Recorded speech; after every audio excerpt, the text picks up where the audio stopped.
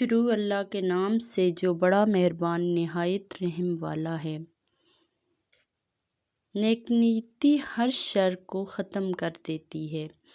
خود کو سزا دینے والا دوسروں کو معاف کرنے والا ہوتا ہے۔ حکومت میں عدل اور انصاف ہونا چاہیے تاکہ ملک مضبوط رہے۔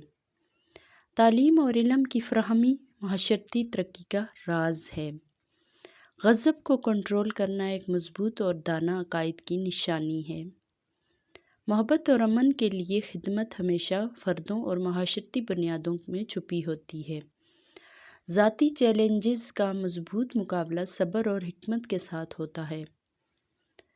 دولت مند ہونا اہم ہے لیکن عدلیہ اور امن بھی مہم ہے۔